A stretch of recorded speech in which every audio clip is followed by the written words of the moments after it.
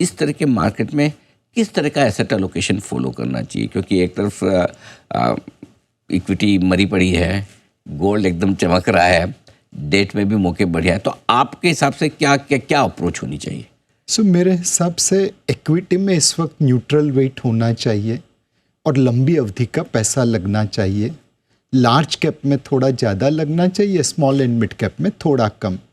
Zero मत कर देना, खाली नॉर्मल वेट से थोड़ा कम कर देना। फिक्स्ड इनकम में ब्याज की दरें कटेगी तो परफॉर्मिंग क्रेडिट फंड जो कहते हैं AIF में, उसमें 1 करोड़ का मिनिमम निवेश करना पड़ता है।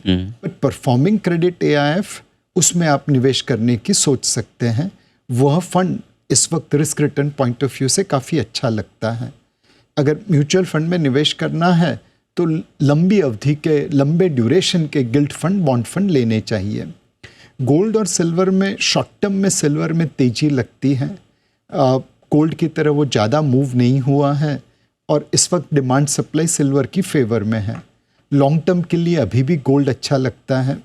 दुनिया भर के सेंट्रल बैंकर्स अब इंडियन हाउसवाइफ बन गए हैं। सोना लेते हैं, बेचने का नाम नहीं लेते। बिल्कुल ठीक बात। दुनिया में इतना सोना नहीं है जो हमारी हाउसवाइफ और दुनिया भर के सेंट्रल बैंकर्स की डिमांड पूरी कर सके। तो गोल्ड के दाम बढ़ते रहेंगे जब तक ये सेंट्रल बैंकर की डिमांड चलती रहेगी। यानी कि पैसे सब जगह बनेंगे। पैसे सब जगह बनेंगे, आपको खाली समय देना पड़ेगा। बिल्कुल ठीक बात। अच्छा, समय देने की जहाँ तक बात है, पिछले 4 साल 5 साल लोगों ने समय ट्रेडिंग में काफ़ी दिया है और एक्सपीरियंस भी कर लिया। अब पिछले 4-5 महीनों से अब समझ में आ रहा है कि ट्रेडिंग से इन्वेस्टमेंट वाली यात्रा कैसे होनी चाहिए। जो नए निवेशक हैं और जो पुराने निवेशक कई बार तेज़ी मंदी के साइकिल देख चुके हैं लेकिन फिर भी हिल जाते हैं। नए निवेशक जिन्होंने पहली बार देखा है, उनके लिए क्या गुरु मंत्र है वेल्थ क्रिएशन के, क्या करना चाहिए अब आगे यहाँ से? सर, ऐसे एंटरप्रेन्योर के ऊपर आप निवेश करिए जो देश और दुनिया दोनों में लड़ने के काबिल है। टेक्नोलॉजी बहुत बड़ा डिसरप्शन कर रही है। आर्टिफिशियल इंटेलिजेंस, मशीन लर्निंग, ये आके कौन से बिजनेस को इम्पैक्ट नहीं करेगी ये कहना मुश्किल है। तो हमें तो ऐसे एंटरप्रेन्योर चाहिए जो इस वेव को राइड कर सकें, इस मोजे के अंदर डूबने नहीं चाहिए। तो just focus on building entrepreneur. And मतलब अनिल भाई, अपने देश में टैलेंट की कमी नहीं है। कुछ बच्चों ने नॉर्थ इंडिया में एक रॉकेट इंजन बना दिया 60 लाख रुपए के अंदर, इंजीनियरिंग पढ़ते पढ़ते।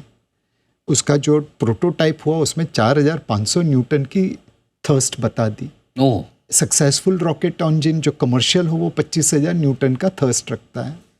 कल को उठ के ये बच्चे इंजीनियर बन जाएंगे, 60 लाख से 60 करोड़ की पैसे रेज कर पाएंगे तो 25,000 न्यूटन वाला इंजन भी बना देंगे।